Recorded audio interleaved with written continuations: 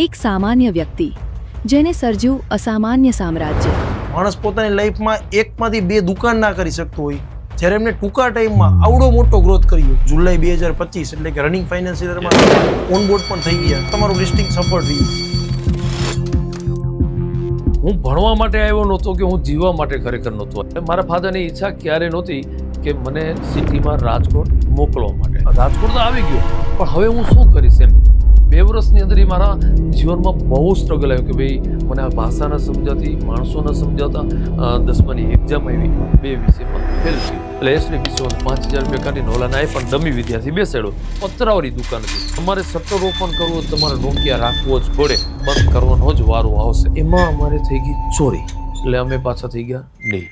મારા ફાધરના ફાટેલા કપડાં પહેરતા મેં જોયા છે. મારે મારા માટે જીવન જીવું જ નથી. આવડા મોટા બિઝનેસ એમ્પાયરની શરૂઆત એક 2000 રૂપિયાથી. મંડળી પાસેથી 50000 રૂપિયા લેવાનું નક્કી કર્યું. એટલે અમારા તો મોતિયા મરી ગયા કે આપણે રૂપિયા નહીં આપી શકીએ તો આપણે આબરૂ જશે. 3 ટાઈમ 4 ટાઈમ રોટેશન ફેરવવા મળ્યા. પછી એક વખત ચોરી થઈ અને પાછા અમે ભાગી ગયા. જ્યારે બધું શૂન્ય થયું ત્યારે શરૂ થઈ અસલી લડાઈ. 2 કે 3 વર્ષનો ટાઈમ થાય ત્યારે માંડ એક બ્રાન્ચ ઓપન થાય. પર ડે એક દિવસ એક નવો સ્ટોર. ખાવા પીવા માટે 2 સ્ટોર હોય ને તોય ચાલે, તમારું નીકળી જાય. પણ અમે એના માટે નથી કરતા.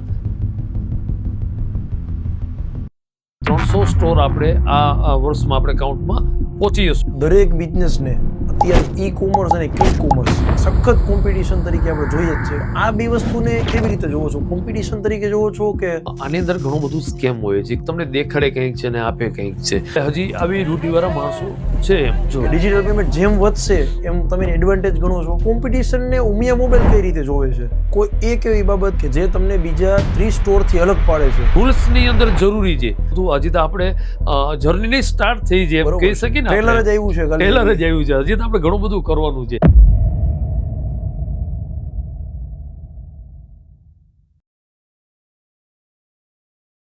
નમસ્કાર દર્શક મિત્રો, બધા જ વ્યુઅરને આજે એટલી બધી મજા આવશે કારણ કે આજનો જે ટોપિક છે અને આજે જે વ્યક્તિને મેં તમારા રિક્વેસ્ટ ઉપર ઇન્વાઇટ કર્યા છે સ્ટુડિયો ઉપર, એ વ્યક્તિએ ગુજરાતની બહુ મોટી બ્રાન્ડ ચલાવે છે.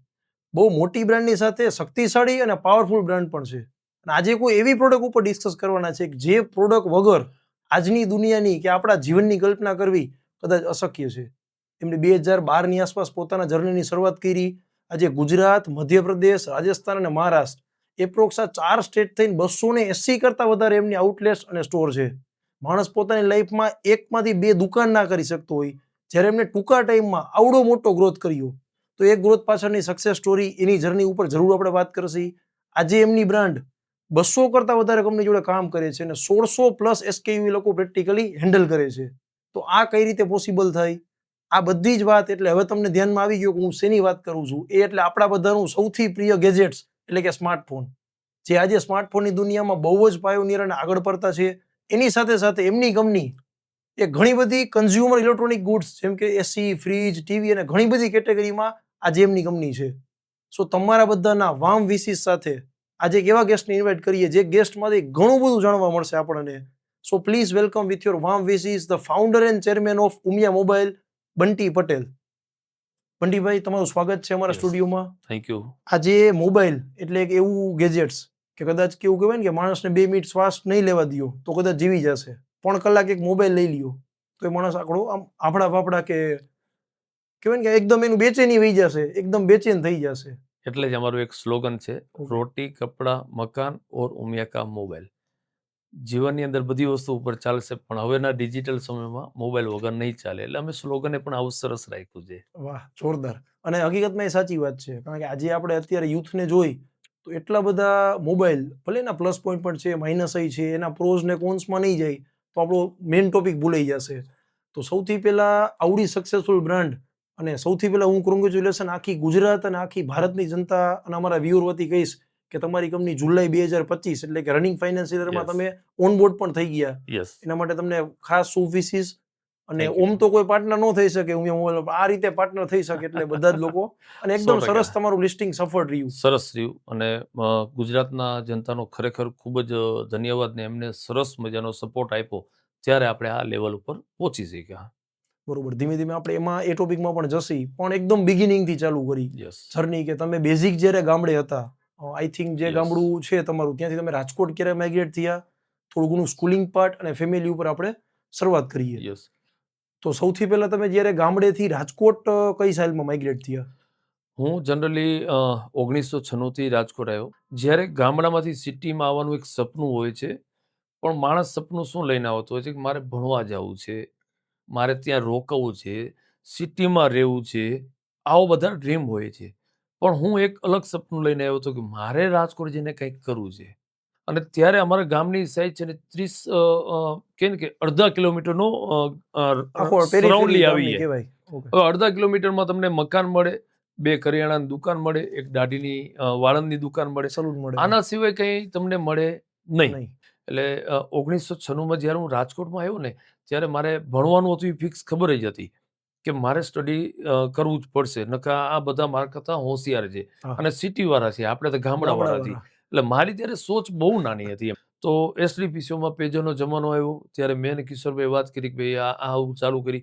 તો અમે પેજર વેચવાના ચાલુ કર્યા. પેજરનું ઇન્વેસ્ટમેન્ટ કરવાની અમારી પાસે ત્યારે કોઈ ક્ષમતા નહોતી, પણ જે કસ્ટમર આવે ને પેજર જે ફોન કરવા આવતા, ત્યારે લેન્ડલાઇનનો જમાનો ખરો એમ, તો બધા ફોન કરવા આવતા, તો આપણે પૂછતા ભાઈ ઓલું પેજર લઈ લ્યો ને એમ.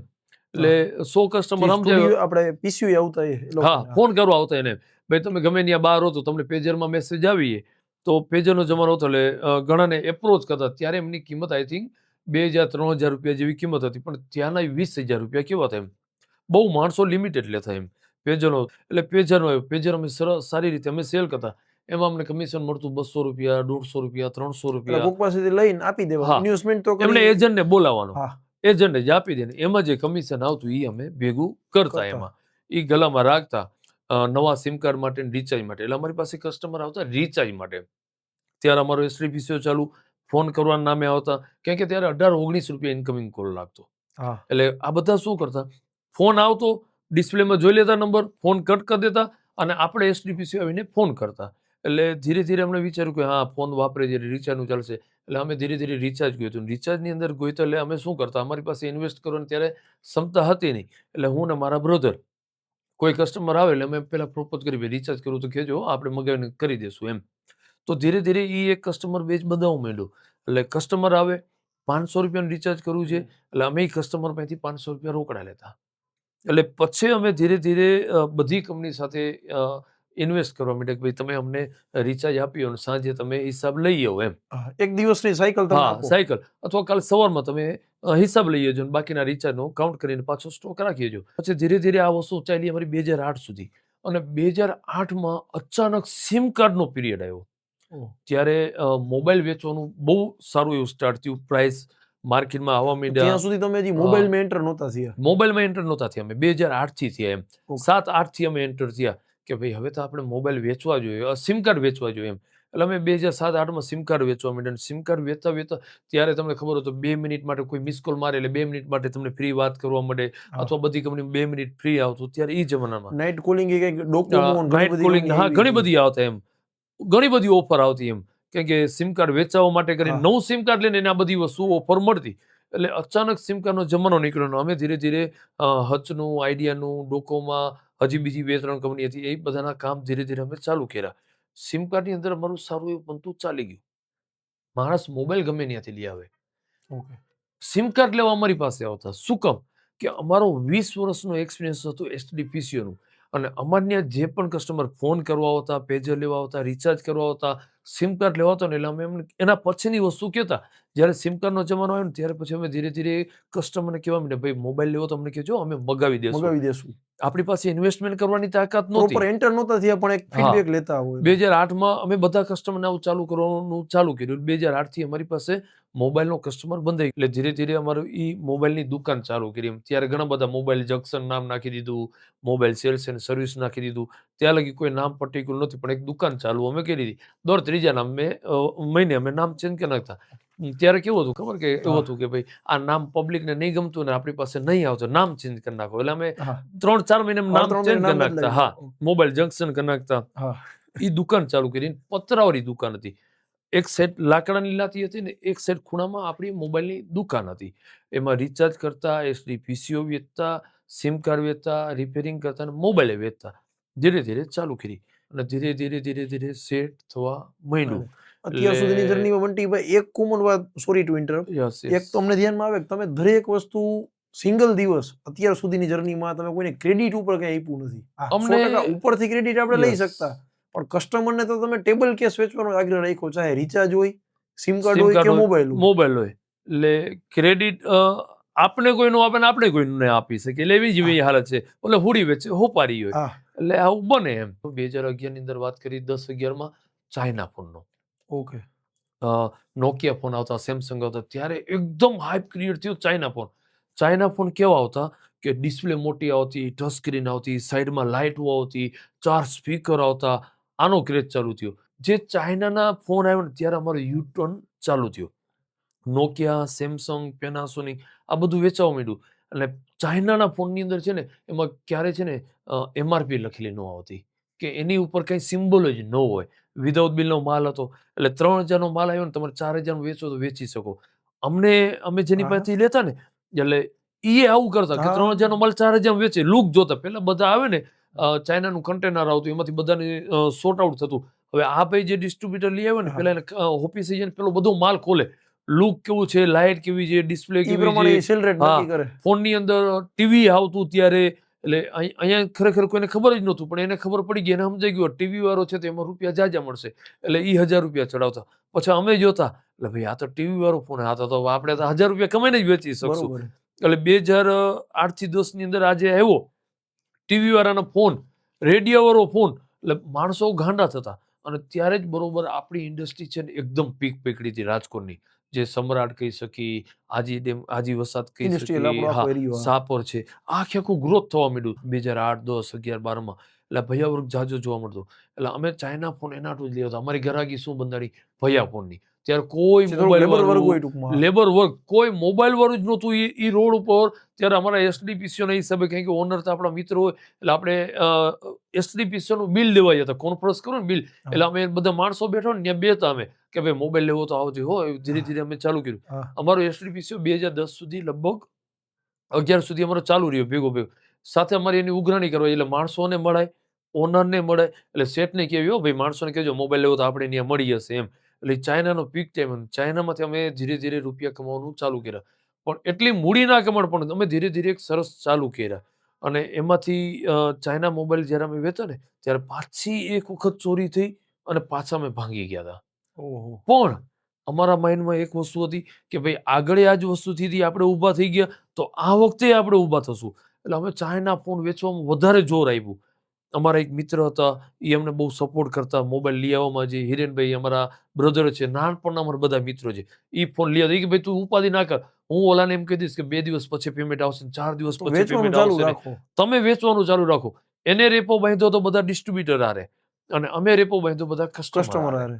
એટલે રૂપિયા અમારી પાસે હતા નહીં. એટલે ફાધર મારો ક્વેશ્ચન એક જ આવતા કે રૂપિયા ક્યાંથી લઈ આવશો, હાલો કન્સ્ટ્રક્શન કામ આપણે ગમે ત્યાંથી ઉછીના લઈને આપણે કરી દઈએ. કરી દે. એટલે મારા ફાધરે બધે એમના હગાવાલામાંથી રૂપિયા લઈ અને ઉપરની સાઈડમાં અમને ફર્સ્ટ ફ્લોર કરી દીધો. નીચે તો કઈ પેલો જગ્યા હતી ફ્લોર, નહીં. ફર્સ્ટ હા, ફ્લોર ઉપર. ફર્સ્ટ ફ્લોર ઉપર કરી દીધો. ત્યારે અમને એવો ડર રહેતો ઉપર કોણ આવશે, તો અમે નીચે એક નાની દુકાન રાખી અને દુકાનમાંથી ઉપર ઉપર ચડવાનું. જવાનું. રિચાર્જ સિમ કાર્ડ અમે નીચે વેચવા રાખતા અને ધીરે ધીરે અમે ઉપર મોબાઈલ વેચવાનું ચાલુ. એટલે અમે એ વાત કરી કે તો 2011-12 ની અંદર અમે ઉપર એ શોરૂમ ચાલુ કર્યો. અને ત્યારે અમે બધી વસ્તુ બિલવાળી ચાઇનાની જૂના મોબાઈલની રાખવા માંડ્યા. એટલે અમે મોટો શોરૂમ કર્યો. ત્યારે અમારે રૂપિયાની જરૂર પડે. મારા ફાધરે ત્યારે થોડો ઘણો સપોર્ટ કર્યો.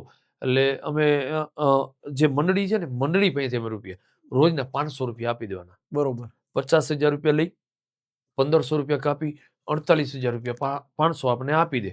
હવે અમે 48,500 માંથી 3 ટાઈમ 4 ટાઈમ રોટેશન ફેરવવા માંડ્યા. હા. જે એમ કહી શકીએ ને કે 10 દિવસનું એક રોટેશન ફરી જાય એમ. ઉઘરાણી હોય તો ઉઘરાણી આપણે એને દેવાના હોય તો આપણે એને આપી દઈ.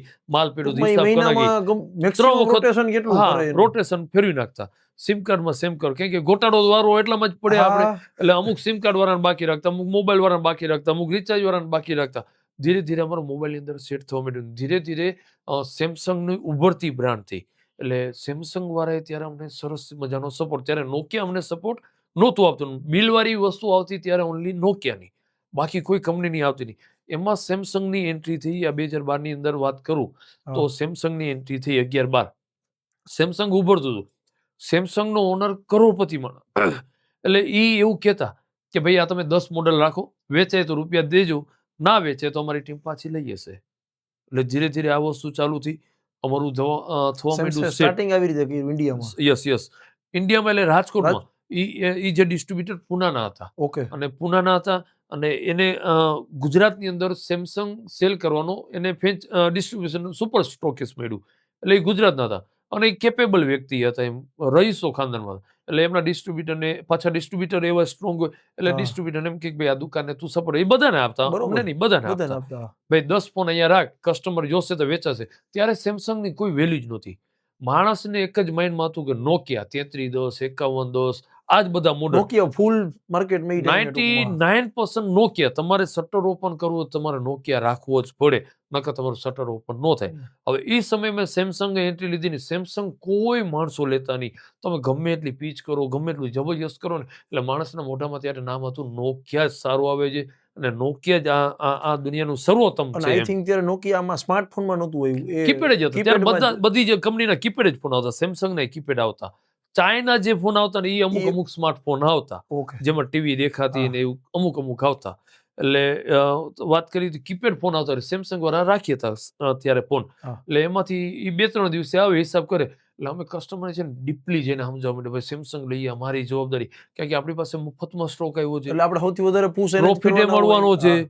ઓલા એવું કીધું કે તમારો પ્રોફિટ હશે હું તમને આપી દઈશ, બાકીના રૂપિયા તમે મને આપી દેજો. ત્યારે રોકડાનું જ ચલણ હતું. હા. એટલે ધીરે ધીરે અમે 2012-13માં આ વસ્તુની પીચ કરવા માંડ્યા, અને સરસ મજાનું અમારે એ શોરૂમની અંદર થઈ ગયું. પછી ધીરે ધીરે નોકિયાને ખબર પડવા માંડી કે ભાઈ આ સેમસંગનું મોબાઈલ વેચવા માંડ્યા. 5 મહિનામાં 5 ફોન વેચાઈ જતા સેમસંગ. એટલે રાજી થતા અમે. 5 ફોન વેચાતા એટલે 50 વેચી નાખતા, એવા રાજી હા. થતા. તો ધીરે ધીરે નોકિયા વાળા એક 0 લેવલ ઉપર આવવા માંડ્યા. એ અમુક વસ્તુ સપોર્ટ કરવા. ત્યારે નોકિયાની બહુ દાદાગીરી હતી ડિસ્ટ્રીબ્યુટરની. તમને ઉધારમાં માલ નો આપે, ને આપ્યો તો તમને ગમે એવા આવી શબ્દ આવે, એમ હા. કહીએ કે ભાઈ રૂપિયા દઈ નો વખત હુંકા માલ વેચો, ને ઘણા બધા. એટલે આવું બધું ચાલતું એમ. પણ આપણે તો ત્યારે બીજું ઓપ્શન શું હતું?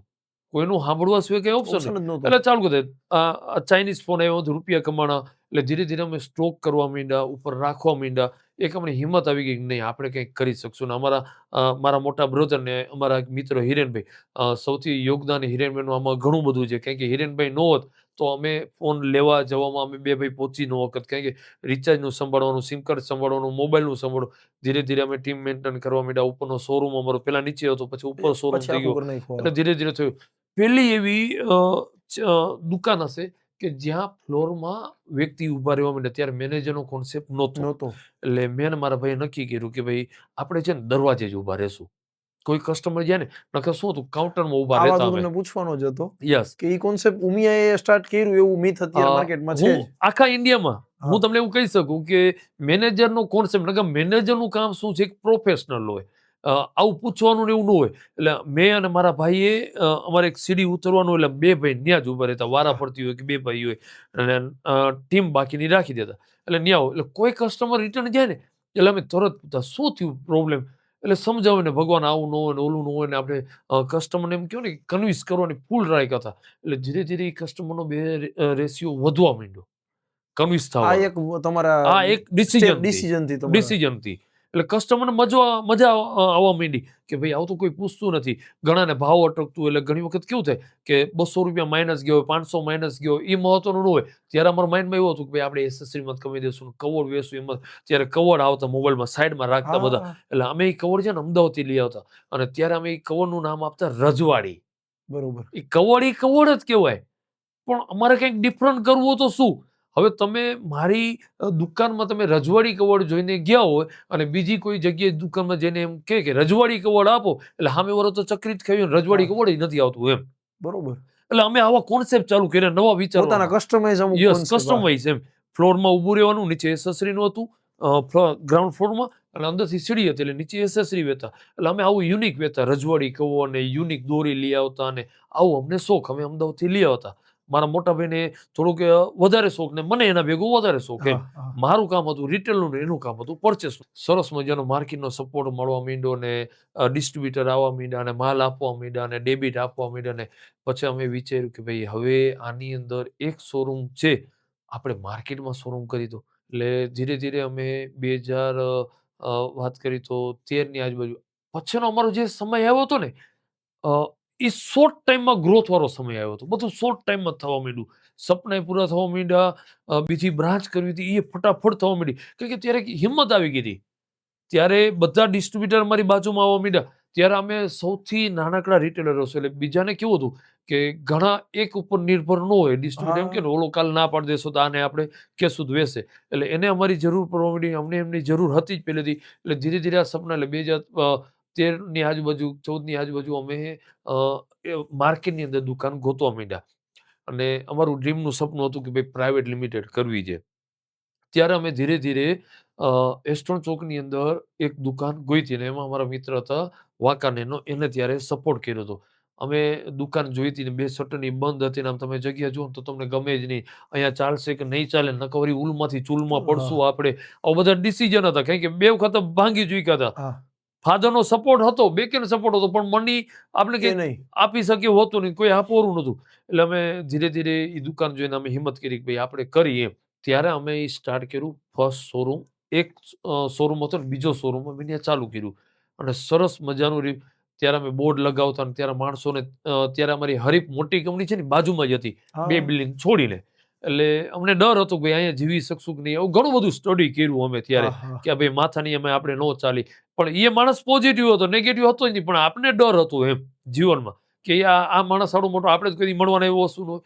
એટલે ધીરે ધીરે અમે ત્યાં ચાલુ કર્યું. નલાભાઈ હિંમત આપી, બધાની હિંમતને સાથ સહકારથી અમે ત્યાં ચાલુ કર્યું. ને સરસ મજાનું અમે ઓપનિંગ કર્યું. ઓપનિંગની અંદર ત્યારે ફર્સ્ટ ટાઈમ અમે 100 નંબર એચીવ કર્યો. એટલે અંદરની છાતી તો ધગધગતી ફૂલતી જ હોય.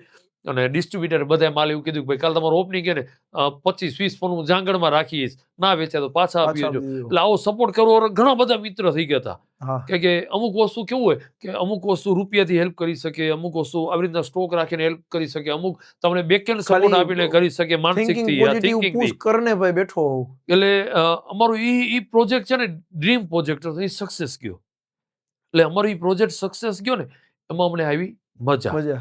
એટલે અમારું ત્યારે ડ્રીમ હતું કે પ્રાઇવેટ લિમિટેડ કરવી છે. ત્યારે ઉમિયા સેલ્સ એન્ડ સર્વિસ હતું, ઉમિયા સેલ્યુલર પોઈન્ટ હતું, બધા નામ કાઢી અને પછી મેં મારા ભાઈને વાત કરી આ સેલ્યુલર કસ્ટમરને બોલવામાં અઘરું પડે છે, તો આપણે ઉમિયા મોબાઈલ જ કરી નાખ્યું તો એમ. તો ત્યારે Umiya mobile cells and service કર્યું હતું.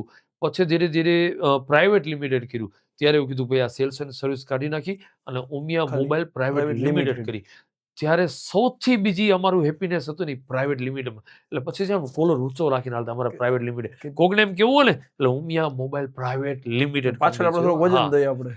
વજન દઈએ કે આ તમને વાત કરીને 14-15 ની આ બધી વસ્તુની અંદર સેટ થતા ગયા. એટલે અમારા 2 શોરૂમ થઈ ગયા. ત્યાંથી અમે એક વસ્તુ એમ કહેવા માંડ્યા કે હવે આપણા 2 શોરૂમ થઈ ગયા, હવે આપણે શું કરીએ એમ.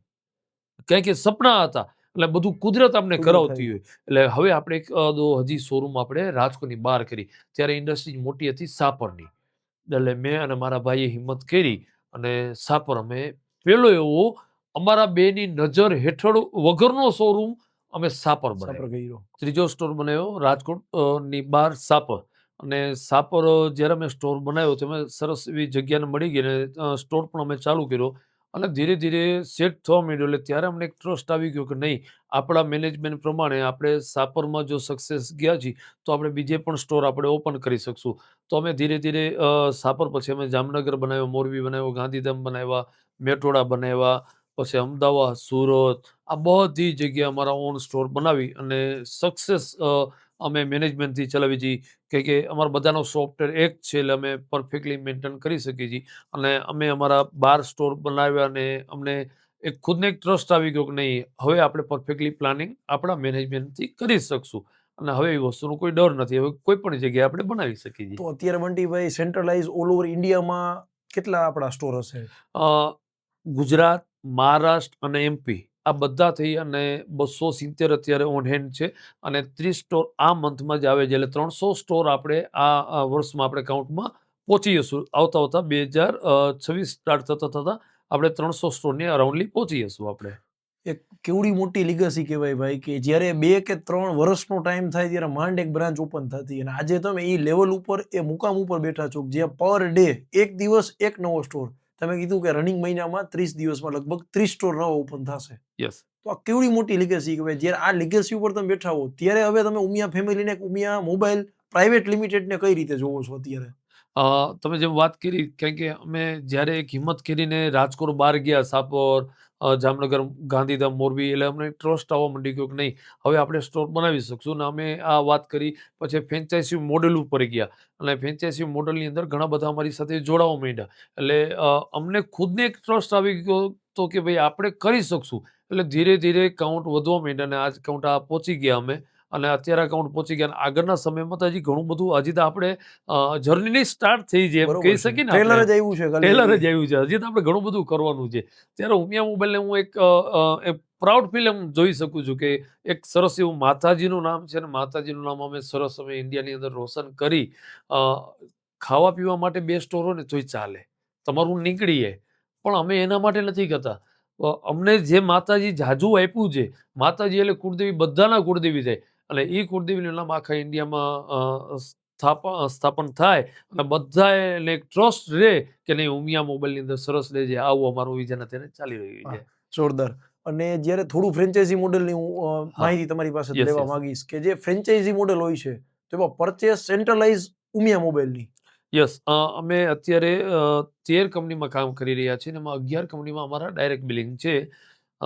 જે વાત કરી, ઓપ્પો, વિવો અને સેમસંગ, આ 3 છોડી દેવાના છે. બાકી સેમસંગમાં ડાયરેક્ટ બિલિંગ છે, પણ અમે લોકલથી પરચેસ કરી શકીએ છીએ. અને બાકી બધી કંપનીમાં ઉમિયા મોબાઈલના ડાયરેક્ટ બિલિંગ છે. કંપની અને વેરહાઉસ ઉમિયા, એટલે ડાયરેક્ટ કંપનીમાંથી પરચેસ કરી અને બલ્ક પરચેસ થાય છે, એટલે અમે બધી ફ્રેન્ચાઇઝીને અમે માલ અહીંયાથી જ પ્રોવાઈડ પાડી દઈએ છીએ. અને અમારા સેન્ટ્રલ વાઇઝ વેરહાઉસ છે, રાજકોટમાં છે, ગુજરાતનું રાજકોટમાં છે, મહારાષ્ટ્રમાં 4 વેરહાઉસ છે, એમપીમાં 2 વેરહાઉસ છે. તો અમારા વેરહાઉસમાં અમે ત્યાં માલ મોકલી આપીએ છીએ, ત્યાંથી બધાને નાની નાની બધી ફ્રેન્ચાઇઝી છે, ઓન સ્ટોર છે, બધી જગ્યાએ અમે ત્યાંથી સ્ટોક કરી આપીએ છીએ. બરોબર છે. એટલે સાવ સામાન્ય 2 જ મિનિટમાં ખાલી એક સિમ્પલ સ્કેફોલ્ડ ખાલી સમજવું હોય કે આજે હું એક કોઈ ફ્રેન્ચાઇઝી હોલ્ડર છું, XYZ, સપોઝ જામનગરનો કે રાજકોટનો, યસ. તો મારે ઓર્ડર પ્લેસ કરી દેવાનો તમારી મેન વેબસાઇટ કે જે તમારો Yeah. સોફ્ટવેર હોય એની અંદર કે મારે આટલા આટલા મોડેલ, આટલા આટલા Yes. ફોન જોઈ છે, એટલે મને એ ફોન બધા વેરહાઉસથી મળી Yes. જાય. અમારી સોફ્ટવેર જે છે ને, સોફ્ટવેરની અંદર જ બધી વસ્તુ સુવિધા અવેલેબલ છે. એને કસ્ટમ વાઇઝ જોવો તો એ જોઈ શકે, કોઈ સિંગલ બ્રાન્ડ, અથવા એમને જે માલ ઘડતો હોય છે ઓટો અપડેટ એને આવી જતું હોય છે, એના સોફ્ટવેરમાં આવી જાય છે. અને એમાંય પણ અમે હજી એક નવો સોફ્ટવેર બનાવી રહી છીએ, જેને વસ્તુ માલ ખાલી થઈ ગયો, 10 દિવસની એવરેજ મેન્ટેન થવી જોઈએ. હવે એક પીસ વધારે વેચાઈ ગયો તો તરત જ એ પોપઅપ આવી જશે કે ભાઈ તમારો 10 દિવસની એવરેજમાં એક પીસ ઓછો છે. એટલે આ બધી વસ્તુ હવે ડિજિટલ સમયની અંદર સોફ્ટવેરની અંદર પોસિબલ છે. એટલે અમે આ બધી વસ્તુ સોફ્ટવેરથી જ મેનેજ કરી રહ્યા છીએ. અને છતાં પણ સાથે ટીમ છે કે ડેલી જોતી હોય, એજિંગ હેન્ડસેટ છે, કોઈ મોડેલ બંધ થવાનું હોય અને જલ્દી લિક્વિડ કરી નાખવાનું, તો આ બધી વસ્તુ જે વ્યક્તિ રિસ્ક સોફ્ટવેર, એનાલિસિસની એક યસ, ટીમ હોય તમારી. આખી એક ટીમ સંભાળે છે કે એજિંગ સ્ટોક કહેવાય અમારું, એનું પણ અમારું મેનેજ કરે છે બરોબર ઈ. છે. દરેક બિઝનેસમેન માટે છે ને એક ડેડ સ્ટોક, હું બી બિઝનેસ બહુ કરું હોય. છું, બહુ મોટી હેડેક હોય ને, મેડિકલ ફિલ્ડ સાથે જોડાયેલો હોય તોય ભલે કે કોઈ પણ હોય, તો ડેડ સ્ટોકને કદાચ એવું કહી શકીએ કે જે બમ્પર ડિસ્કાઉન્ટ અમુક આવતા હોય, તો એ ડેડ સ્ટોકને ખાલી કરવા માટે હોય કે કઈ રીતે તમે ડેડ સ્ટોકને મેનેજ કરો છો? સપોઝ કોઈ મોડેલ ડિસકન્ટિન્યુ થાય છે, હવે તમારી પાસે બલ્કમાં એનો સ્ટોક પડ્યો છે, તો એ સ્ટ્રેટેજી તમારી કઈ રીતના હોય જ્યારે એને ક્લિયર કરવાની? આ જે પ્રશ્ન હતો ને, આ જ પ્રશ્ન અમને આઈ થિંક 3 વર્ષ પહેલા હતો. એટલે અમારો જે સોફ્ટવેર છે ને, ભારત સરકાર માન્ય છે અને સરકાર એપ્રુવલ સોફ્ટવેર છે. એટલે એની અંદર બધી સુવિધા તમે એડ કરાવી હોય તો એ કરાવી શકો, અને ઘણી બધી સુવિધા હતી, તમારે કેવી જોઈએ છે એવી તમે બનાવી શકો. એનો ટાઈમ લાગે કે આ બધું ચેન્નઈથી ઓપરેટ થાય છે, તો ટાઈમ લાગે, પણ તમારું જેવું માઇન્ડ થિંકિંગ કામ કરતું ને એવું સોફ્ટવેર બની જાય. બધાને એજિંગનો પ્રોબ્લેમ હશે. મારી ઘણા બધા આજુબાજુ મેડિકલ હતા ને, હું જાઉં ને મેડિકલમાં, પહેલો ક્વેશ્ચન મારો એવો જ રહે કે તમે આનો સ્ટોક મેનેજ કેમ કરો છો? આ તમારે કદાચ વસ્તુ ખોવાઈ ગયો, તમે કઈ રીતના ગોતો, અથવા માલ ઘડતો, તમે આમાંથી કેટલી વસ્તુ ગોતી શકો? એટલે એ આપણે સમજાતું કે અમે મેન્યુઅલી કરી છીએ ને રોજે રોજનું થતું હોય. એટલે અમારી લાઈનની અંદર મેન્યુઅલી પોસિબલ નથી. ત્યારે અમારા સોફ્ટવેરની અંદર જ આ બધી વસ્તુ સુવિધા આપેલી છે. પ્લસ તમારું જે એજિંગનું જે તમે વસ્તુ કહો છો, તો અમારી ફિલ્ડની અંદર કેવું થાય છે કે કોઈ મોડલ આવવાનું એટલે 1 મહિના પહેલા અમને ખબર પડી જાય, અને કયું મોડલ બંધ થવાનું ને એ મહિના દિવસ પહેલા ખબર પડી જાય. એટલે અમારી ટીમ છે ને એની ઉપર વર્ક કરવાનું ચાલુ કરી દે. ક્યાં 25 સ્ટોક હોય, ક્યાંક 100 હોય, ક્યાંક 500 હોય, તો ફર્સ્ટ પ્રાયોરિટીમાં ડિસ્કાઉન્ટ કરવાનું હોય, ટીમને ઇનિશિયેટિવ આપવાનું હોય, આવું કરીને અમે લિક્વિડ કરી દેતા હોય. એના પછી પણ અમને હેડેક રહેતો હોય, 10 થી 15% અમને પણ હેડેક રહેતો હોય. ઘણા બધા એવા મોડલ છે જે નથી જ ચાલતા, કદાચ તમે એને 50% આપી દેશો તો એ પબ્લિક નથી લેવાની. તો આવા મોડલ ઘણા બધા છે અને ઘણી વખત કોઈ કંપનીનું એવું મોડલ આવતું હોય કે ભાઈ એમાં કોમ્બો હોય, જો મોડલ સોલ્ટેજ હોય એમાં કોમ્બો આપતા હોય છે. તો એ મોડલ અમારી પાસે એજિંગ પડ્યો તો અમે એને ડેમો યુનિટ તરીકે યા તો સેકન્ડમાં વેચી નાખી છીએ, અથવા નવામાં અમે 50% પ્રાઇસમાં કરીને વેચી નાખી છીએ. આવું અમને 10-15% હેડેક આવે છે.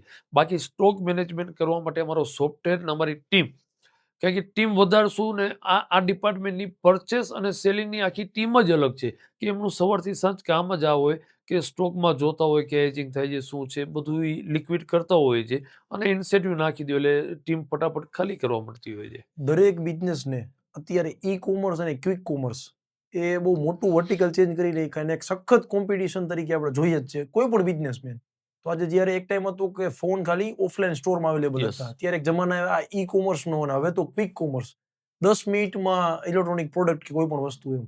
આ બે વસ્તુને એઝ એક founder and chairman Umiya group તરીકે તમે કેવી રીતે જોવો છો? કોમ્પિટિશન તરીકે જોવો છો કે એને હેલ્પ તરીકે જોવો છો તમે ક્વિક કોમર્સને? હું તમને મારી થિંકિંગ આપું કે હા. મોબાઈલની ઇન્ડસ્ટ્રી અથવા કોઈ પણ ઇન્ડસ્ટ્રી ક્યારેક ખતમ નથી થવાની. ઓનલાઈન ચાલવાનું છે, ઓફલાઈન ચાલવાનું છે, બધુંય ચાલવાનું છે. પણ હજી તમને વાત કરી કે ઇન્ડિયાની અંદર વ્યક્તિ જે આપણે કદાચ સિટીમાં બેઠો હોય એટલે આવો માહોલ હોય, આજુબાજુ નાના ગામડો અથવા નાના માણસ હોય ને, આ બધાને એક્સપિરિયન્સ કરીને લેવાની ઈચ્છા હોય છે. શોરૂમમાંથી જઈને લેવાની ઈચ્છા હોય, યંગ જનરેશન હોય કે યા સિનિયર જનરેશન હોય, કોઈ પણ ઘણાને એક્સપિરિયન્સ કરવો હોય છે. ત્યારે એ બધી વસ્તુની અંદર એક્સપિરિયન્સ થવાનું નહીં હોય. ભલે 10 મિનિટમાં તમને ડિલિવરી આપી દે ને. અને પ્રાઇઝિંગની વાત રહી તો હવે બધી જગ્યાએ ડિજિટલ હોય છે, તો પ્રાઇઝિંગ બધી જગ્યાએ લગભગ 18-20નો ડિફરન્ટ રહેતો હોય છે. ફેસ્ટિવલ હોય ત્યારે એમાં સારી સ્કીમ આવતી હોય તો આપણી પાસે સારી સ્કીમ આપણે બનાવી શકીએ છીએ. ક્યાંક લોસ હોય, ક્યાંક પ્રોફિટ હોય, ક્યાંક તમે સારી એવી ગિફ્ટ આપતા હો, અને સૌથી મોટી વસ્તુ તમે ઓનલાઈન પરચેસ કરો કે વોટ એવર, તમને કોઈ જવાબ દેવાનું નહીં હોય. જ્યારે ઓફલાઈનની અંદર તમે જવાબ દેવાનું હશે. અમારી ટીમને પહેલી જ વસ્તુ અમે જ્યારે સમજાવી છે ને, ત્યારે અમે એમને એ જ વસ્તુ શીખડાવી છે કે તમારે પ્રોડક્ટ નથી વેચવાની, તમારે સર્વિસ વેચવાની છે. સર્વિસ છે ને ઓનલાઈન ક્યાંય નહીં મળે.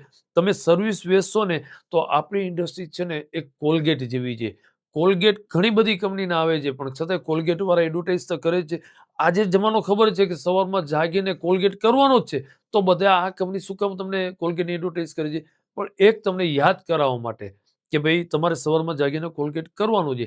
તો સેમ વસ્તુ આપણી ઇન્ડસ્ટ્રી ફિક્સ છે કે ઘરમાં 3-4 ફેમિલી મેમ્બર હશે તો એને મોબાઈલ આજની તો કાલ લેવાનું જ છે. ને અત્યારે 7 વર્ષનો સરેરાશ એવરેજ ગણી તો 7, 8, 9 વર્ષનું બાળક થાય ને એટલે મોબાઈલ હાથમાં આવી જાય છે એક ઘરમાં સ્પેરમાં. તો આપણી ઇન્ડસ્ટ્રીની અંદર ફેમિલીમાં 4 મેમ્બર હોય એટલે 4 મોબાઈલ જવાના છે. હા. જો તમે સર્વિસ વેચશો તો બાકીના બધા એમના ફેમિલી મેમ્બર આપણી પાસે લેવા આવશે. એટલે અમારી ફર્સ્ટ પ્રાયોરિટી આ છે, સર્વિસ વેચો, પ્રોડક્ટ નહીં. પ્રોડક્ટ બધી જગ્યાએ મળશે, સર્વિસ નહીં મળે. ઓકે, બિઝનેસમાં એક કોમન ફિનોમિના છે બાઇંગ પાવર, કે જેટલો બલ્કમાં તમારો કોઈ પણ પ્રોડક્ટ, એક મોબાઈલની વાત નથી કરતા આપણે, ઓલ ઓવર વાત કરી, તમારું જો બલ્કમાં પરચેસ હશે તો નેચરલ છે કે એનો રેટ તમારો નીચો જ હોય. તો જ્યારે આપણી કોમ્પિટિશન કોઈ બહુ મોટી લિજેન્ડ ઓનલાઈન કંપની જોડે હોય, સપોઝ આપણે કોઈનું નામ મેન્શન નથી કરતા પણ એનો બાઇંગ પાવર મોટો જોવાનો છે.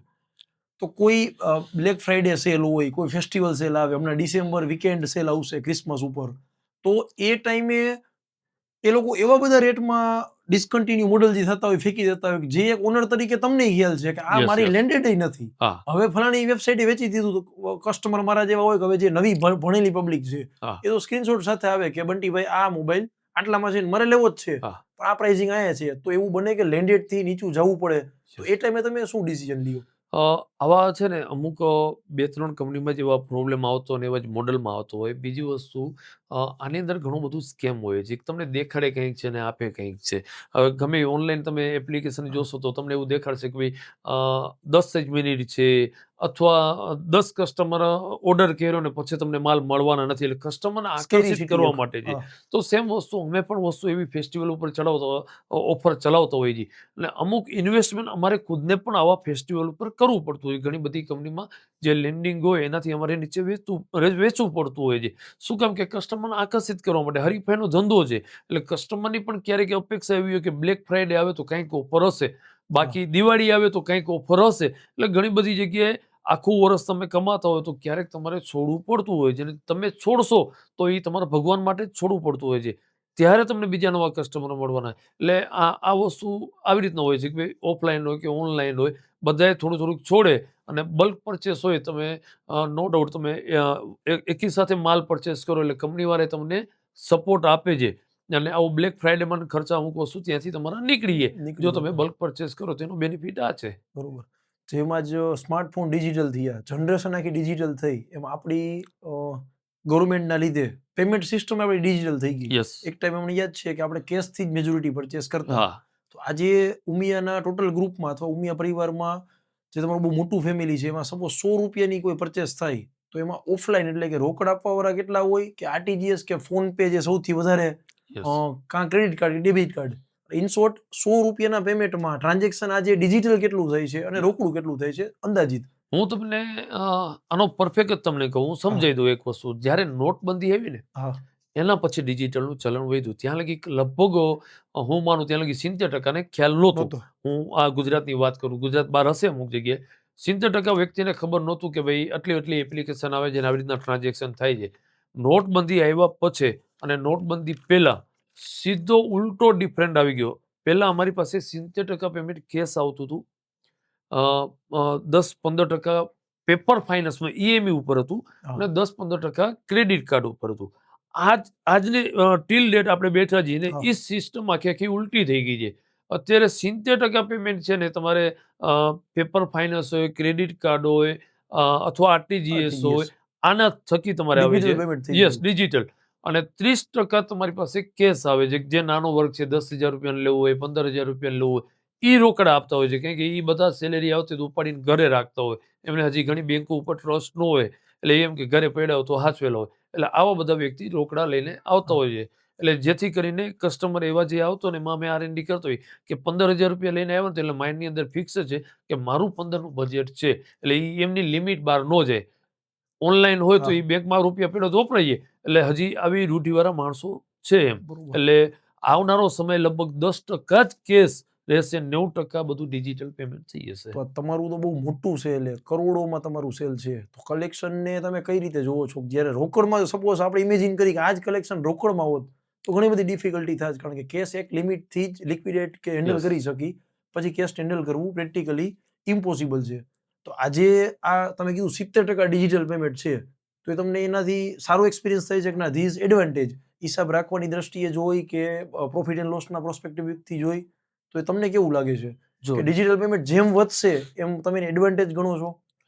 યસ, હું ડિજિટલ પેમેન્ટ થી ખરેખર બહુ હેપી છું. એનું રીઝન છે, ડિજિટલ પેમેન્ટ જે આવે છે, એક તો બધી વસ્તુ એન્ટ્રી છે, તમારે ગમે ત્યારે જોવી હોય તમે જોઈ શકો. તમે કોઈને એનું પ્રૂફ ફોનમાંથી રહી આપણી કર્યા પાસે. હોય તો હા. તમારી પાસે હિસ્ટ્રી દેખાય. હિસ્ટ્રી ડિલીટ નથી થતી. જેમ અમને આરટીજીએસ આવતો હોય, બેંકમાં એકાઉન્ટ એટલે અમારી પાસે મેસેજ પડ્યો હોય છે. બીજું આથી અમે નોટબંધી પહેલા જ્યારે અમે બેંકમાં બેલેન્સ ભરવા જતા એટલે અમારું એક હેડેક હતું. સવારમાં અમારી ગાડી આવતી, ગાડીમાંથી બેંકમાં ભરવા જતા, અથવા છોકરો બાઇકમાં લઈને જતો, તો એ એક હેડેક હતું. ઘણી વખત કોઈ પણ બનાવ બની શકે એમ, અને માર્કેટમાં બનતો હોય. હા. તો આ બધી વસ્તુનો ડર હતો, એ હવે ડર ખતમ થઈ ગયો. હું તો એમ કહું છું કે 99% ઓનલાઈન ડિજિટલ થઈ જશે ને એટલે સૌથી બેસ્ટ વસ્તુ રહેશે. અત્યારે ડિજિટલનો જ જમાનો છે.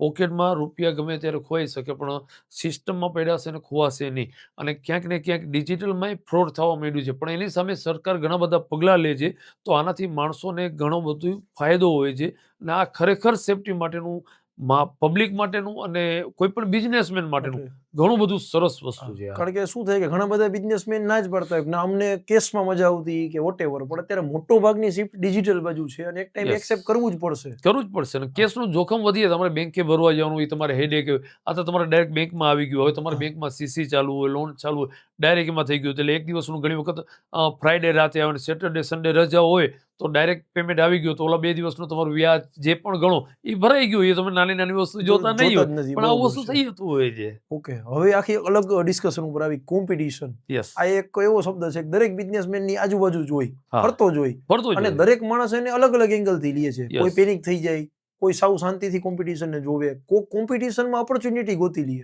તો આજે તમે એક એવા ક્લસ્ટરમાં બેઠા છો રાજકોટમાં, જ જ્યારે કોઈ 20 લાખની વસ્તી રાજકોટમાં સપોઝ હોય, હા. કોઈ પણ વ્યક્તિને પહેલો વિચાર મોબાઈલ લેવાનો આવે એટલે એ વ્યક્તિ એક આપણું જે સ્પેસિફિક લોકેશન છે કે ભાઈ યાજ્ઞિક રોડની આસપાસ Yes. ઘણા બધા સ્ટોર ઘણા છે, બધા દુકાનવાળા છે. તો માણસ પહેલા ત્યાં જવાનો પ્રયત્ન કરે. હા. તો આ તમારી આસપાસમાં એપ્રોક્સ 30 સ્ટોર છે. હા છે. હા, તો એની કોમ્પિટિશનને ઉમિયા મોબાઈલ કઈ રીતે જોવે છે? ઓકે, તમે જેમ કીધું ને કે મારા ફાધરના અને બધાના સારા વ્યક્તિને એક જ વસ્તુ જવાબ હશે કે ગામના નળિયા નહીં ગણવાય, અને તમારા નળિયા ગણો ને એટલે તમને ઘણું બધું શીખવા મળે. મળે. એમ મારા ફાધર અમારે એ જ કહે કે ભાઈ આપણી લીટી સીધી કરવાની, ગામની લીટી સીધી નહીં કરવાની. બહાર શું થાય છે ને તમે કોઈ દી તમારી દુકાનનો ઉમરો કહીએ કે એ ઉમરો વટી તમે આગળ ન જાઓ ને એટલે તમારું મગજ 100% તમારા શોરૂમમાં જ કામ કરતું હોય છે. અને સેમ વસ્તુ હું મારા જીવનમાં અનુભવ કરું છું. હરીફાઈ તો રહેવાની જ છે. જે છે એ તમારી સેલ્સની કિંમત છે. તમે કેવું સમજાવો છો, તમે કેવી સર્વિસ પ્રોવાઈડ કરો છો. મોબાઈલ તો એક જ લુકના આવશે, એક જ કંપનીના આવશે, એક જ કલરના આવશે, એ બધી જગ્યાએ મળી શકશે. પણ તમારો જે એમની યારે રિલેશન છે, જે સમજાવવાની સ્ટાઇલ, જે સંબંધ બાંધવાની સ્ટાઇલ છે, તો આ બધી વસ્તુ તમારી મેટર કરે છે. ઘણા કસ્ટમરને સર્વિસ જોઈએ છે. બધા કસ્ટમર એવા નથી કે જેને ખાલી પૈસાથી ડિસ્કાઉન્ટથી મતલબ હોય. હા, હું તમને કહું છું ને, અમુક વસ્તુમાં અમારે 200 રૂપિયા માઇનસ કરવો પડે અને 500 રૂપિયા કરવો પડે, એવું ન હોય. અમે માઇનસે કરતો હોય ને પ્રોફિટે કરતો હોય છે. પણ તમે સારી સર્વિસ આપો ને, એટલે અત્યારનો સમય એવો છે કે માણસને સર્વિસ જોઈએ છે. તમે મને ઇન્સ્ટન્ટ કરી દો ને ફટાફટ કરી દો, અને ક્યાંક ક્યાંક મિસ્ટેક અમારી એ થતી હોય છે. અમે ઓપન વાત કરી હા. તો અમે એમાંથી શીખીને આગળ ચેન્જ કરતો હોય છે કે ભાઈ હા, કસ્ટમરની આ નીડ છે તો એને સુધારો, ને આપણે સર્વિસ વેચવી છે.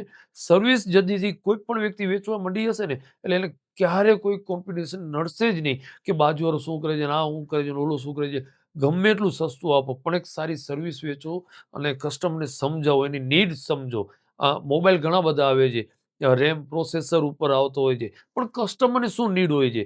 ઘણી વખત 20,000નો હેન્ડસેટ લેવા આવ્યો છે એટલે એને તમે 15-17 હજાર રૂપિયામાં એના ફંક્શન તમે પ્રોવાઈડ કરી શકો છો. તો આવી બધી વસ્તુ તમે સમજાવો ને, દિલ અને તનથી તમે કામ કરો ને, સામેવાળાનો ફાયદો વિચારો ને, એટલે ઉપરવાળો તમારો ફાયદો કરાવે છે. અને બધાનું ચાલવાનું છે આ દુનિયાની અંદર. હા. કોઈ એક એવી બાબત બંટીભાઈ હું જો પૂછું કે જે તમને બીજા 30 સ્ટોરથી અલગ પાડે છે ઉમિયા મોબાઈલને, Yes. તો એ એક બાબત શું હોઈ શકે કે જે અ, યુનિક તમારામાં જ છે કે જે બીજા 30 સ્ટોરથી તમને અલગ પાડે છે? યસ. સૌથી વસ્તુ હું તમને વાત કરું ને કે મને યુનિક પડે છે, મને ગમતું, હું સેલ્સનો માણસ છું અને હું આખો દિવસ ફ્લોરમાં ઊભો રહું છું. આટલી બધી મોટી કંપની છે પણ જ્યારે અમારે ટ્રાવેલિંગ નો અને ફ્રી હોય ને એટલે હું સેલ્સમાં ઊભો રહું છું, અને એક એક છોકરાને હું પર્સનલી સમજાવતો હોઉં છું કે આપણે સરસ એમ્પાયર ઊભું કરવું છે અને સરસ સર્વિસ દેવી છે. એટલે મને ઘણી વખત એમ ટચ થતું કે હું ભલે સેલ્સમાં નથી પણ હું આ બધાને સમજાવું છું ને, એ વસ્તુ એ ગ્રોથ ઉપર કરે છે ને, એ વસ્તુ સમજે છે ને, મને આ વસ્તુ વધારે ગમે એમ. વાહ, સેલ્સ લાઈન. બરોબર છે. બીજું એક આનાથી થોડોક એકદમ ઉલટો પ્રશ્ન, કદાચ પ્રશ્ન સમજતા જ આમ ટૂંકમાં એવું લાગશે તમને કે કેવું એક વ્યૂ હોય કે હું બી એક બિઝનેસ કરું છું, આજ મારે યુટ્યુબ ચેનલ છે, તો ઘણી બધી બાબત એવી હોય કે જે આપણે ચાલુ કરી હોય, લોકો એને ફોલો કરે, એ હા. ટ્રેન્ડને પકડે. પકડે. આજે હું યુટ્યુબ સિવાય ઘણા બધા બિઝનેસ એવા કરું છું, એમાં અમે બી આઈડિયા લગાડી નવા અને અમુક વસ્તુ અમે સ્ટાર્ટ કરતા હોય, પછી લોકો જ્યારે એ વસ્તુ ચાલુ કરવાનું પ્રયત્ન કરે અથવા આપણે એને કોપી કરે, સાવ સામાન્ય ભાષામાં કહું, હા. તે પેલું અક્ષય કુમારનું એક મૂવી છે ને કે દુનિયા કો બોલો કોપી ધેટ, હા. કે અમે ચાલુ કર્યું હવે આખી દુનિયાને કહી દો કે તમે ખાલી કોપી જ કરો, બુદ્ધિ ન લગાવો. તો આવું ઘણી બધી વસ્તુ તમારી લાઈફમાં બનેલી હશે કે જે Yes. ચાલુ કર્યું હશે ઉમિયા મોબાઈલે, હવે લોકો એને કોપી કરે છે. તો આ વાત જ્યારે થતી હોય ત્યારે તમને કેવું પ્રાઉડ ફીલ થાય કે ના, મેં ચાલુ કર્યું તો આ 150 વ્યક્તિ એ જ વસ્તુ કોપી કરીને એનો બિઝનેસ ચલાવે છે? જો હું તમને વાત કરું ને કે દુનિયામાં કોઈ પણ જન્મ લે છે ને શીખીને નથી આવતું. બરોબર. આ દુનિયાની અંદર હવે જે પણ છે ને તમારે જન્મ પછી બધી કોપી પેસ્ટ જ છે. તમે બોલો, હું તમારી સાથે વાત કરું છું ને મારામાંથી કોઈ બે વ્યક્તિ સારા ને કંઈક શીખવા મળે તો એ કોપી પેસ્ટ છે. પણ દુનિયાની અંદર કોઈ કોપી પેસ્ટ નથી. અમારી મીટિંગ થાય ને એટલે અમારી મોબાઈલ ઇન્ડસ્ટ્રીની અંદર વિડીયો ઘણા બધા બનાવે છે અત્યારે આજની તારીખમાં. પણ આજથી 2 વર્ષ 3 વર્ષ પહેલા વિચારતા ને એટલે કોઈને કેમેરાની સામે આવો ને એટલે ડર ફીલ થતું. પણ ઘણા વ્યક્તિ મને એવું કહે ને, અમે આટલી બધી મીટિંગ થઈ, ભાઈ તમને જોઈને હું એ વિડીયો બનાવતા શીખી ગયો અને આ વસ્તુ કરી, એટલે મને ખૂબ જ આનંદ થાય. કારણ કે આ દુનિયાની અંદર છે ને કોઈ વસ્તુ કોપી જેવું છે જ નહીં. તમે એકબીજામાં શીખી જાઓ ને, તમે કાલ ઉઠીને કંઈક નવું કરશો, તમારામાંથી શીખશે. તમે આજે મારામાં શીખ્યા કે હું કોઈનામાં શીખ્યો. તો આ બધી વસ્તુ છે ને કોપી પેસ્ટનો ડર રાખ્યા વગર તમે એક વખત ટ્રાય કરો અને વિડીયો બનાવો સારી કોઈ પણ વસ્તુ. આજ ઘણી વખત અમારા સ્ટોરની અંદર છે ને એક સિસ્ટમ છે. ઓકે. અમે છોકરાઓ પાસે છે ને પેનલ્ટી લેતા સવારમાં 10 મિનિટ લેટ આવતો, કારણ કે રૂલ્સની અંદર જરૂરી છે. બાકી તમે પેનલ્ટી લેશો તો તમે મોટા માણસ નહીં, તો પણ રૂલ્સની અંદર જરૂરી છે તો બધા ડિસિપ્લિનમાં. અમે એ પેનલ્ટીનો એક સદુપયોગ કરવા માંડ્યા. અમે ધર્માદોમાં દેવા ન માંડ્યા. અમે એ પેનલ્ટી લઈ અને 200-300 રૂપિયા થાય ને એની વેફર લઈ આવ્યા. ઓકે. અને અમારા સ્ટોરની અંદર કોઈ પણ બાળક આવે ને એટલે અમે એને વેફર આપી. એટલે બધા છોકરાને શું થવા માંડ્યું, યસ મારા રૂપિયા ગયા ને સારી જગ્યા ઉપર ગયા. ગયા. કેમ કે સાહેબ ઘરે લઈને જ જતા, ધર્માદામાં નાખતા નથી, અને એ જ જેટલા રૂપિયા ભેગા થાય ને એમાં ઘટે તો મારી પાસે લઈ જવાના અને વધે તો રાખી દેવાના. એટલા રૂપિયાની વેફર લઈ આવીને બધા છોકરા જેટલા ટાબરિયા આવે ને બધાને વેફર આપવાની. એટલે એનાથી શું થવા માંડ્યું, હવે ઈ જ છોકરાના કદાચ 50 રૂપિયા કસ્ટમર એની પાસે ઉભો ને, ઓલા નકર ઓલું કેવું છોકરાઓ છે ને તુફાન કરતો હોય, એને સાચવવો પડતો હોય. હવે આ વેફર આપી દે ને છોકરો શાંતિથી એટલે બેઠો હોય અને ઓલા કસ્ટમરને સરસ મજાનો ફોન આપી દે એટલે એને ખુદને અહેસાસ થાય કે નહીં મારી પેનલ્ટી વસૂલ છે. એટલે આ એક વસ્તુ વધારે છે એમ. જોરદાર. ના ના, આ આખું એક ઓબ્ઝર્વેશન થી જ એક Yes. બિઝનેસમેન ને દેખાય, કારણ કે આ ક્યાંય પુસ્તકમાં નથી. પુસ્તકમાં નથી. તમે કીધું ને કે મારે ગણતર જ જરૂર હતી સ્ટાર્ટિંગમાં. કીધું Yes. ભણતરની મને જ પહેલાથી એવું લાગતું કે મારે નીડ નથી, Yes. અથવા હું ઈ લાઈનમાં જ બનેલો નથી. યસ, આજની તારીખમાં મને એ થાય છે કે ભલે હું 10 નાપાસ છું, મને એનો કોઈ અફસોસ નથી, પણ મારા ફાધરે જે ઘણતર આપી છે ને આજ જીવનની અંદર મારા માટે મોટિવેશન છે. ના ના, બહુ જબરજસ્ત. એક મોબાઈલની દુનિયાને લઈને, કારણ કે મોબાઈલ ડેઈલી બદલતી દુનિયા છે, Yes. ડેઈલી અપગ્રેડેશન આવતા જ હોય. તો એક founder and chairman Umiya group તરીકે ઘણા બધા એવા મિથ અને ફેક્ટ છે કે જે હજી વ્યુઅરને એટલા બધા ખબર નથી કે આમ કરાય કે આમ કરાય. જે મેડિકલ ફિલ્ડમાં કેમ એક ડોક્ટર હોય તો એના ઘણા બધા એંગલ હોય, તો કેટલા એને ખ્યાલ ન હોય ગરમ પાણી પીવાય ઠંડુ પીવાય. તો 7-8 મિથ છે. તમારો બહુ મોટો એક્સપિરિયન્સ મોબાઈલને લઈને છે, તો આપણે એ Yes. ફેક્ટ આજે તમારા જોડે ડિસ્કસ કરીએ. તમે એને ડિનાય પાક્કું. કરી શકો, જો તમને એક્સપ્લેનેશન જેવું લાગે તો તમે એક્સપ્લેન કરી શકો. નહીં, શ્યોર. એક એવું ફેક્ટ છે કે જ્યારે બેકગ્રાઉન્ડ એપ્લિકેશન ચાલતી હોય, બેકગ્રાઉન્ડ એપ્લિકેશન, હા. એને જો આપણે ક્લોઝ કરી દઈએ તો એ બેટરી સેવ કરે. યસ, સેવ કરે. એટલે ઓલવેઝ એને ક્લોઝ કરવી વધારે કારણ કે બેનિફિટમાં છે. અત્યારના સ્માર્ટફોનની અંદર આ વસ્તુ જરૂરી છે. જ્યારે કીપેડ વાળા ફોન આવતા ને ત્યારે બેકગ્રાઉન્ડ વસ્તુ કંઈ હતી જ નહીં. ત્યારે તમને ખબર કીપેડ વાળા ફોન વાઇપર હશે કે નહીં, ત્યારે એમાં ફ્લેશ મેસેજ આવતો, ત્યારે એ તમારી બેટરી ઉતારે ને. અત્યારે સ્માર્ટફોનની અંદર તમારી એપ્લિકેશન ચાલુ હોય ને એ તમારી બેટરી ઉતારશે. તમે એને જો ક્લોઝ કરી દો તો એટલી તમારી બેટરી વધારે સેવ થઈ શકશે. પાવર બેંકમાં વચ્ચે ચાઇના એવું હતું, અત્યારે છે કે ખ્યાલ Yes. નથી, કે ઉપર 20,000 mAh bank Yes. Power bank છે, પણ એકચ્યુઅલી જ્યારે કેપેસિટી કરી ત્યારે એ 20,000 ના હોય. 20,000 ના હોય. તો કેમેરામાં જ્યારે આપણે જોઈએ વધારે megapixel, more megapixel is equal to better camera. આ સાચી વાત છે કે રોંગ? બધી કંપનીના અલગ અલગ કેમેરા આવે છે. એટલે અત્યારે જમાનો નીકળ્યો છે કે 200 મેગાપિક્સલનો તમારે કેમેરો રાખવાની જરૂર નહીં પડે. ફોનની અંદર આવી હશે, પણ ફોનની અંદર એ કેમેરા જેટલું વર્ક ના કરતું, પણ મોબાઈલ એક એવી વસ્તુ છે કે જેમની ડિસ્પ્લે સારી આવે છે, તમે તમારી નજરની સામે જોઈ શકો છો અને તમારે ફોન મેમરીમાં સેવ કરી શકો છો. અને એટલા અત્યારે ફોન સરસ આવી ગયા છે, બ્લેક કોઈને એને વ્હાઇટ કરી આપે, એટલે તમારો લુક છે ને સારો કરી આપે. એટલે અત્યારે કેમેરા જેટલું કે છે કે 200 મેગાપિક્સલ એટલું વર્ક ના કરતો, પણ અરાઉન્ડલી એનો 18-20નો ડિફરન્ટ પડતો હોય છે. પડતો હોય. અને સારા કેમેરા બને કે સામેવાળાની વસ્તુ કેવી જોવી હોય. આ તમે મારી સાથે જો તો હું તમારી સાથે સારો તો તમને જોવી ગમે. તો સેમ ફોનની અંદર કેમેરા એવા જ બનાવ્યા છે કે સામેવાળું દેખાતું ગમે એવું પણ એને સારું બનાવી દે એટલે ગમે માણસને. અને 18-20નો ડિફરન્ટ પડે છે અને સારા કેમેરા અત્યારે આવે છે. જોરદાર. 5G ઓલવેઝ જ્યારે યુઝ કરતા હોય ત્યારે બેટરી વધારે યુઝ થાય. સાચી વાત છે. યસ, 5G એક વસ્તુ એવી છે કે તમે ટ્રેનમાં સફર કરતા હશો ને, અહીંયાથી અમદાવાદ જશો ને એટલે તમારી બેટરી છે ને લગભગ 30-40% ઉતરી હશે. શું કામ કે જ્યારે ટ્રેનમાં જતો ત્યારે નેટવર્ક કટ થતા હોય છે. હવે નેટવર્ક કટ થતા હોય છે ને એટલે તમારે વજન કોની ઉપર આવે, મકાન બનાવી એટલે 4 પિલો ઉપર, એમ આની ઉપર સીધી અસર આવે બેટરી ઉપર. એટલે નેટવર્કમાં તમે ટ્રાવેલિંગ કરતો ને જાજી બેટરી ઉતરે. હવે એ જ જગ્યાએ તમે નેટ ઓફ કરી નાખશો ને તો તમારી બેટરી ઓછી ઉતરશે કમ્પેર જે ચાલુ હશે એની. તો 5G એક એવી વસ્તુ કે જે તમારી મોબાઈલનું નેટવર્ક ગમે ત્યાં મળીએ, પણ જે નેટની સર્વિસ મળવી જોઈએ ને આ જ વધારે બેટરી તમારી ઉતારે છે. પણ એની સામે બેનિફિટ એ છે કે અત્યારના સમયના બધા મોડલની અંદર બેટરીનો ટોક ટાઈમ વધારે આપવા માંડ્યા. પહેલા 2500 mAh હતી, 3000, અત્યારે 5000, 6000 અને 7000 mAh સુધી સ્લિમ બેટરી આવવા માંડી ગઈ છે. એટલે આવા બધા પ્રશ્નો છે જ નહીં. પહેલા હતું એટલું ચાલે છે, અત્યારે છે એટલું ચાલે છે. બરોબર છે. એન્ડ્રોઈડ ફોન હોય યર બાય યર જેમ જૂનો થાય એમ વધારે સ્લો એનું ઓપરેટિંગ થતું જાય. આ વાત Yes. સાચી છે? હા, તમે અત્યારનો કોઈ પણ ફોન હશે ને એટલે 1.5 વર્ષની આજુબાજુ કેપેસિટી વાળો આવતો હોય છે, 1.5 વર્ષ. એટલે એ શેના માટે થતું હોય કે તમારી મેમરી ફૂલ થઈ ગઈ હોય અથવા અનસ્ટોર અંદર પડ્યું હોય, ડિલીટ કર્યું હોય તો રિસાયકલ બિલમાં પડ્યું હોય, તો આવું ઘણી બધી વસ્તુ હોય છે. જો તમે એને ફોર્મેટ મારી દો તો વળી પાછો તમારો ફોન ચાલવા માંડે. અને અત્યારની મોબાઈલની આયુષ્ય તમારો 2-2.5 વર્ષની હોય છે. ઓકે. ઓરિજિનલ ચાર્જર જ ઓલવેઝ પ્રિફર કરવું જોઈએ મોબાઈલને ચાર્જ કરવા માટે. યસ. ચાર્જર ઘણી બધી ઓરિજિનલની અંદર ઓરિજિનલ ટાઈપ દેખાતું ઓજી ચાર્જર કહેવાય. ઘણા બધા આવે છે સેમ ટુ સેમ. તમને હું બાજુમાં રાખું તમને હા, ખબર ન ખબર પડે. પણ જનરલી બિલવાળું અને ઓરિજિનલ ચાર્જર જ તમે લેવાથી ઘણા બધા બેનિફિટ થાય છે. એક તો ચાર્જ ફાસ્ટ થઈ શકે, પ્લસ તમે ચાર્જિંગ થઈ ગયું તો ઓટો કટઆઉટ આવે છે, અને પ્લસ તમે ઓરિજિનલ લેશો તો એની અંદર 6 મહિનાની વોરંટી આવે છે. કાંઈ પણ પ્રોબ્લેમ, કોઈ લાઇનમાં શોર્ટ સર્કિટ થયું અને ચાર્જર ઉડી ગયું તો તમને કંપની રિપ્લેસ પણ કરી આપે છે. તો હંમેશા ઓરિજિનલની જ પ્રિપેર રખાય. ઓજીથી તમારી બેટરીની આયુષ્ય ખરાબ થાય છે, એટલે હંમેશા ઓરિજિનલ જ વપરાય. બે હેબિટ હોય ચાર્જિંગની. એક કેવું કે 0 થઈ ગયું અથવા ડાઉન ચાર્જિંગ થઈ જાય, Yes. 100 સુધી ચાર્જ કરીને મોબાઈલ યુઝ કરવાનો. બીજી એક હેબિટ એવી હોય, ઓફિસે બેઠા ઘરે પહોંચ્યા ચાર્જિંગ કેબલ અટેચ કરી દેવાનું. કેટલા ટકા બેટરી Yes. છે શું છે એ જોતા નથી. યસ. તો આ બેમાંથી કઈ હેબિટ સાચી? જો અત્યારે તમે બેમાં કોઈ પણ હેબિટ વાપરો, જેમ કે મારી ઓફિસમાં છે નહીં પણ કદાચ એવું હોય કે વાયરલેસ ચાર્જર, એટલે માણસોને કેવી ટેવ હોય કે એની ઉપર ફોન રાખી દે એટલે ઓટોમેટિક ચાર્જ થયા રાખે, અને ફૂલ થઈ એટલે હવે અત્યારના ચાર્જર બધા ઓટો કટઆઉટ આવે છે. તમે રાતે જઈને ઘરે ચાર્જિંગમાં રાખી દો, પણ માણસ અત્યારે રાખવા જ નથી દેતો. તરત જ કાઢી લે, કંઈક અડધી કલાક થયા એટલે ફોન યાદ આવીએ અને પાછો ચાર્જિંગ રાખી દે, ફૂલ થઈએ.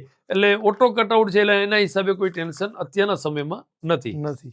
બંટીભાઈ, ઉમિયા મોબાઈલને લગતા એ 2-4 ક્વેશ્ચન છે, આપણે Yes. ફટાફટ લઈ લઈએ એને. કે આ ફાઇનાન્શિયલ યરમાં સૌથી ડિમાન્ડિંગ મોબાઈલ કયો 2025માં તમારી પાસે કસ્ટમરની Okay. મોસ્ટ રિક્વાયરમેન્ટ આવી હોય એવી? અમારી છે ને ફિલ્ડની અંદર છે ને બધી કેટેગરીમાં હેન્ડસેટ આવતા હોય છે. જો પ્રીમિયમ લ્યો તો ફોલ્ડ સેમસંગની હતો, અને એપલની ડિમાન્ડ હતી. જે 70 પ્રો મેક્સ ને 70 પ્રો જે સિરીઝ નવી આવી, આની ખૂબ જ સરસ રહી. બીજો બિઝનેસ ક્લાસવાળા છે જેમને ફોલ્ડ યુઝ કરવો છે તેમને સેમસંગની પ્રીમિયમ ફોનની ડિમાન્ડ હતી. હવે બાકીની તમે 80,000 થી 50,000 થી 80,000ની રેન્જમાં ડિમાન્ડ હોય છે. પછી 25,000 થી 50,000ની ફોનમાં ડિમાન્ડ હોય છે. એટલે બધી રેન્જ વાઇઝ અલગ અલગ ડિમાન્ડ હોય છે. અને સેમસંગ, વિવો, ઓપ્પો, રિયલમી, અમે બધામાં સેમ અલગ અલગ કંઈક યુનિક મોડેલ આવતા હોય છે, એટલે ચાલતો હોય છે. બરોબર. કસ્ટમર પ્રોસ્પેક્ટથી આ વર્ષે કમ્પ્લેન કઈ બ્રાન્ડમાં ટૂંકમાં વધારે જોવા મળી?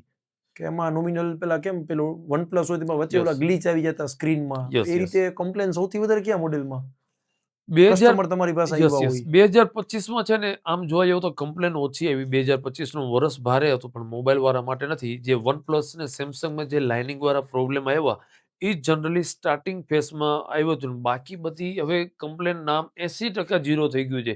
કારણ કે મોબાઈલ જ ખુદ સ્લિમ થતો જાય છે અને અંદર બધું ડિજિટલ થતું જાય છે, એટલે કાંઈ પણ પ્રોબ્લેમ હોય એટલે સોફ્ટવેરથી અપડેટ થઈ જાય છે 90%. તો હવે પ્રોબ્લેમનો રેશિયો ખરેખર ઘણો બધો ઓછો થઈ ગયો.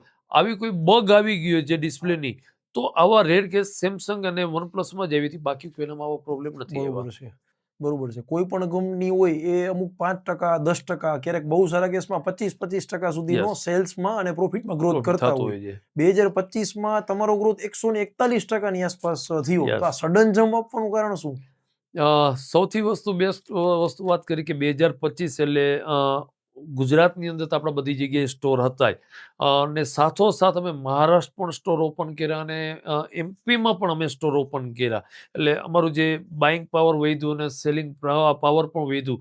આના હિસાબે તમને 2025માં લિસ્ટેડ કંપની પણ થઈ. એટલે હવે કેવું હોય છે કે પબ્લિકની જવાબદારી, અમારે એમની જવાબદારી હોય છે, એટલે અમે વધારે ધ્યાન પણ આપ્યું ને સારા એવા સ્ટોર પણ ઓપન કર્યા. એના હિસાબે તમને 2025માં સારો એવો ગ્રોથ મળ્યો છે, અને હજી બીજા 2-3 વર્ષમાં જ્યાંથી વધારે સારો એવો ગ્રોથ મળશે. બરોબર છે. તમે 270 ફ્રેન્ચાઇઝી સાથે જોડાયેલા છો આખા Yes. ભારતમાં, અને 65 લાખથી વધારે કસ્ટમર જોડે એમ કહી Yes. શકો ઉમિયા મોબાઈલનો એક ટ્રસ્ટ છે. ટ્રસ્ટ છે. તો આ બધી વસ્તુમાં કોઈ એક એવી સ્ટોરી કે કોઈ એક એવી વાત તમારે કેવી હોય કે જે તમારા લાઈફમાં આમ કોઈ દિવસ ભૂલાય નહીં એવી, તમને કોઈ એવી વેપારી સાથેની કોઈ બ્રાન્ચ ઓપનિંગ વખતે કે કોઈ પણ, તો એ વાત કઈ હોઈ શકે? આવી વાત તો ઘણી બધી હોય છે, પણ યુનિક વસ્તુ આપણે ગુજરાતી હોય ને, કે તમે એમ કીધું ને કે બ્લડમાં બિઝનેસ હોય, એટલે ગુજરાતી જાય ને એટલે ક્યાં આખણો રહે નહીં. નહીં. એટલે ગુજરાતની બહાર જાઓ ને એટલે તમારે પેલા એક જ વસ્તુ એમ કે ગુજરાતી. આપણે હિન્દી કદાચ બાવા આદમની બોલતા હશો ને તો એ કે આપને ક્યાં ઓળખે છે. એમ આપણે કોઈ પણ અમે ગુજરાતની બહાર ગયા ને મહારાષ્ટ્રમાં, ત્યારે છે ને અમે હળી કરવામાં કે બાકી ન રહી ગયો. બીજાની શોપની અંદર જઈને જોઈ કે આ શું આપણા કરતા સારું આપે છે, શું ઓલું આપે છે. ત્યારે બધા રાજ્યોમાં કંઈક ને કંઈક, બધા સ્ટોરની અંદર કંઈક ને કંઈક યુનિક હોય છે. એ અમુક વસ્તુ શીખ્યા છે. દરેક બિઝનેસમેન કે કોઈ પણ વ્યક્તિ માટે સફળતાની વ્યાખ્યા અલગ અલગ હોય. યસ. એઝ એ બંટીભાઈ, જ્યારે founder of Umiya mobile private લિમિટેડના આ પ્રશ્ન હું તમને પૂછું કે તમારા માટે સફળતાની વ્યાખ્યા શું, તો એ શું હોય?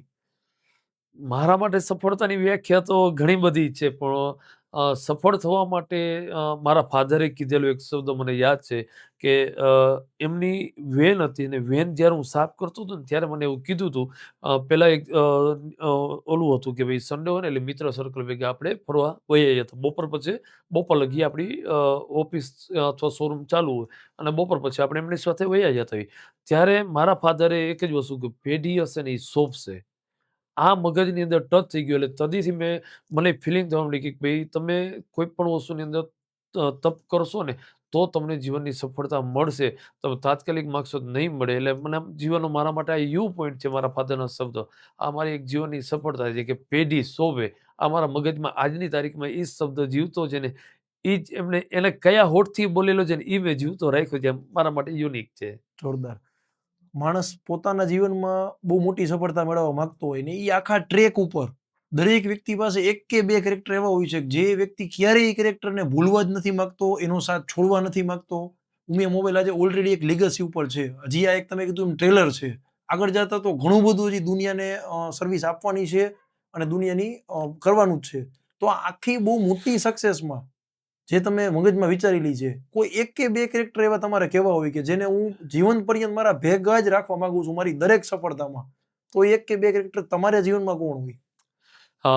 જો હું અમારું જે ઉમિયા ગ્રુપ બની ગયું છે, હવે મારા માટે એક બે વ્યક્તિ ન આવી શકતો હોય, પણ ત્યારે મારી અને મારા મોટા બ્રધરની એક જ વસ્તુની હોય છે કે ભાઈ આપણી સાથે જે ટીમ અહીંયા લગી પહોંચવામાં આપણે મદદ કરી છે ને, આ ટીમ હંમેશા માટે આપણી સાથે રહેવી જોઈએ. એમાં એક વ્યક્તિ હોય કે 100 વ્યક્તિ હોય, જેટલે પણ આપણે મદદ, એમનું બ્લડ આપ્યું છે ને, એ ટીમ છે ને ક્યારે આપણાથી છૂટવી ન જોઈએ ને, આ વસ્તુ અમારું હોય છે. બરોબર છે.